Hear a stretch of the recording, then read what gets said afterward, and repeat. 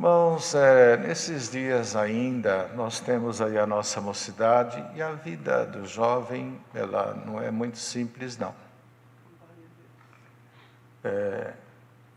Quando chega na época de cada um identificar na vida o tempo de procurar um parzinho, então, aí vem o grande dilema por conta da incerteza, né? Os fatos, eles estão assim, muito evidentes nos insucessos, e isso acaba gerando insegurança para a nossa juventude, assim, o receio. Então, tanto moços quanto moças, eles falam conosco no particular. Agora, nesses dias mesmo, algumas jovens acabaram ligando, mandando mensagem da dificuldade de buscar. E até uma delas disse, se antes congregando estava difícil, imagina agora que a gente não vê ninguém. Não é? Mas para Deus preparar, ele nem precisa disso, de estar havendo ou não os cultos presenciais, porque Ele tem a mente de todo mundo, o coração de todos na mão. Mas a insegurança vem por causa dos insucessos matrimoniais, os próprios filhos, alguns deles ganham esta falta de confiança dentro do próprio lar. Às vezes não vê a mãe bem, não vê o pai bem e tem medo de, como alguém me disse outro dia, irmão, não sei se um dia vou me casar pelo sofrimento que eu vejo a minha mãe passar. Então, isso é uma série de coisas, porque também o casar-se é uma carta fechada, que só se abre depois que sai do cartório. Então a gente precisa de sinais de Deus, fugir um pouquinho do campo da empolgação, e tudo aquilo que estiver no nosso alcance, o alcance do jovem, ele procurar fazer. Porque também não adianta a gente buscar a palavra, se a estrutura nossa é uma estrutura de fé muito vulnerável, a gente não sabe o que quer, não tem uma definição exata da vida, não atenta para o comprometimento da vida conjugal, a seriedade que existe nisso tudo, e às vezes assim, bem verdinho, prematuro, busca a palavra sem saber do peso que tem o casamento, a responsabilidade. E às vezes busca a palavra assim, gostou, viu, olhou, vamos buscar a palavra, e vai. Aí se vier os Salmos 23, naquele culto, está confirmado. Salmo 91, está tudo confirmado. E sai dali confirmado, segundo eles. Mas os irmãos vejam que aqui no Velho Testamento e mesmo no Novo, houveram homens de Deus que quando o Senhor disse que estaria com eles, o Senhor fez promessa, alguns deles buscaram essa certeza, me dá um sinal,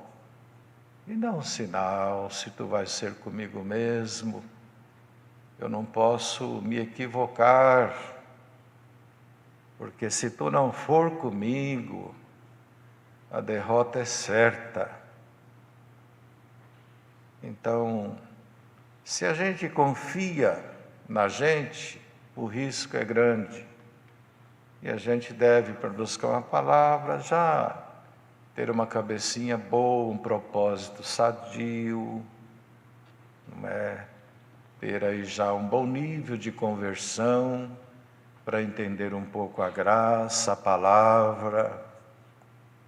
Senão a gente vai assim na base do emocional, da empolgação, e daqui a pouco não dá certo. E aí vem filhos depois, e nós temos aí na sociedade toda não se sabe aí o número de crianças que estão vivendo um pouco aqui e um pouco ali, um pouco com ele, um pouco com ela. E esses meninos serão jovens e também um dia vão se casar. E acabam não levando nenhuma base dentro da própria casa. Então, é bom que os moços todos, eu sei que a gente também foi jovem, período de juventude é complexo, mas como a mocidade está orando mais, se envolvendo mais com as coisas de Deus, procurem se consagrar, se santificar e buscar de Deus sinais, mesmo que Deus responda, pede para Deus ir confirmando os vossos passos com alguns sinais. Mas o que acontece? Às vezes a pessoa fica noivando, namorando 1 ano e meio, 2, e passa esse tempo todo buscando palavra. E Deus vai ter que falar com eles 1 ano e meio do noivado deles. Se um dia falar não estou, ele não quer mais casar.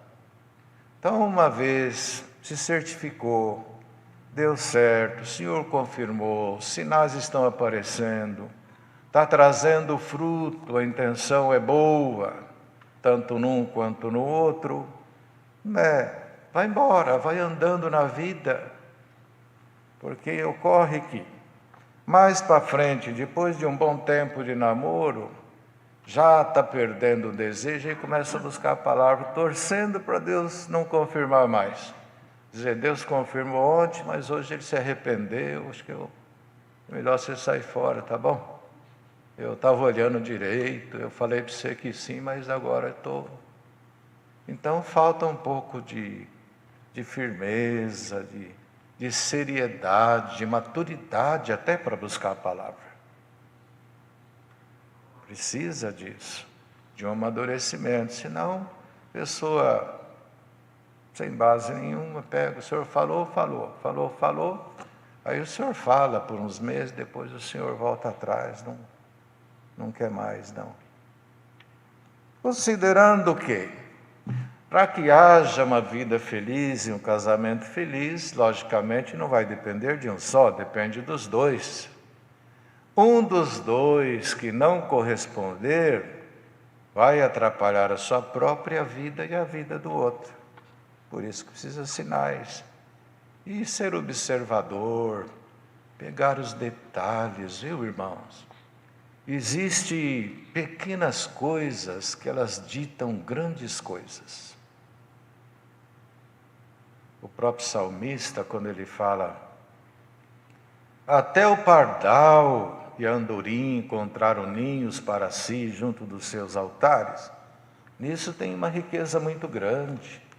Vocês imaginam o templo passado, como era a construção, a arquitetura, a criatividade, em decorrência de não ter tecnologia como agora, ferramentas, meios, tudo era muita criatividade.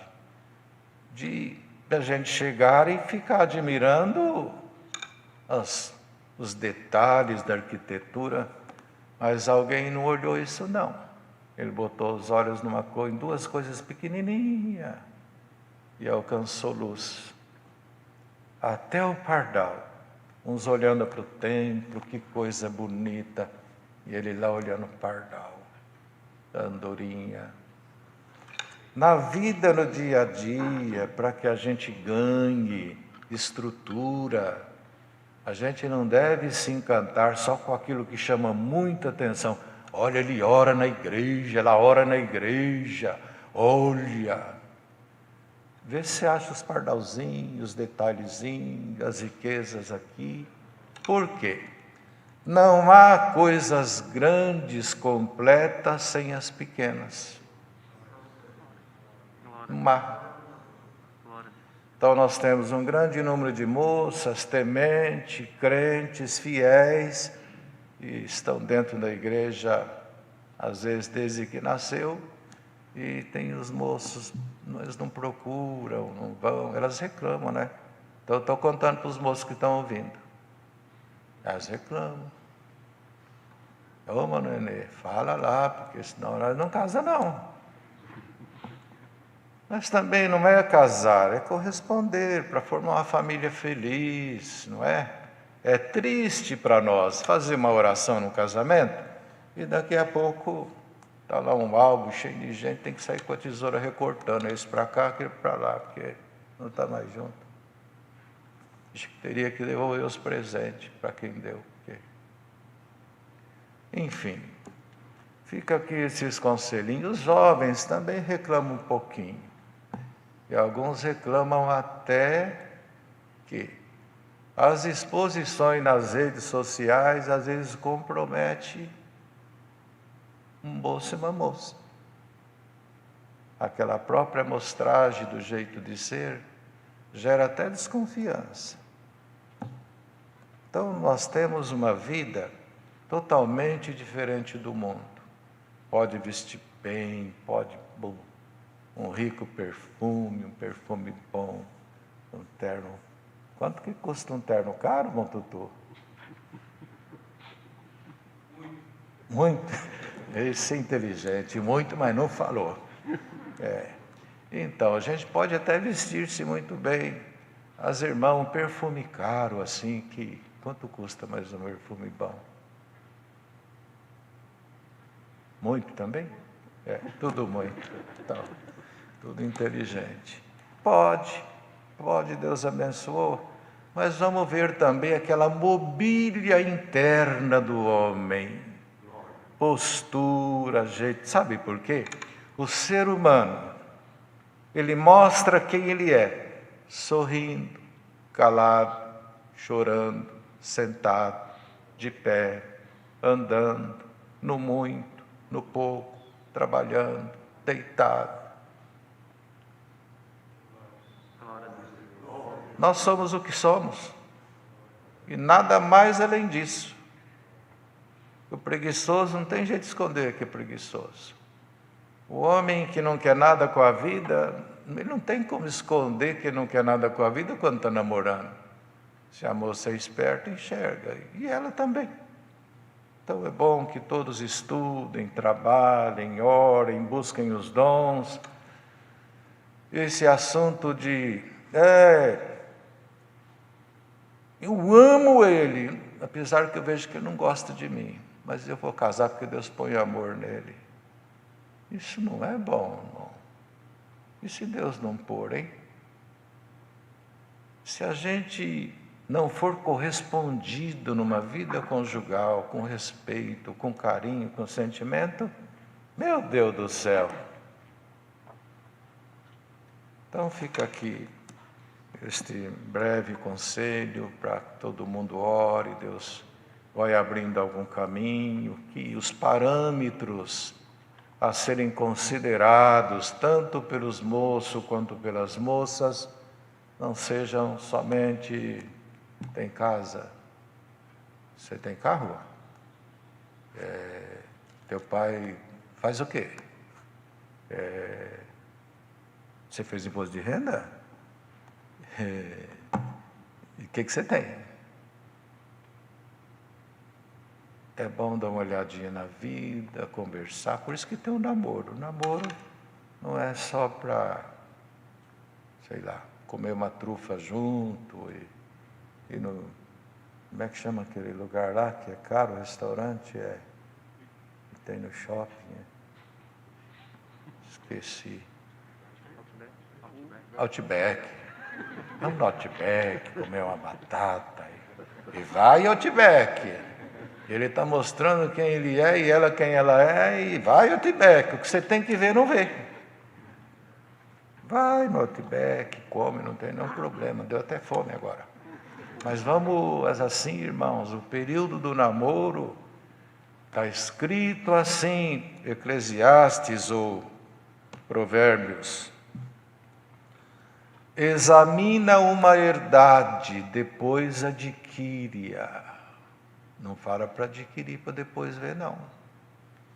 Examina primeiro, vê a mercadoria daquele rostinho bonito, aquele olhinho puxadinho. Esse é do jeito que eu pedi.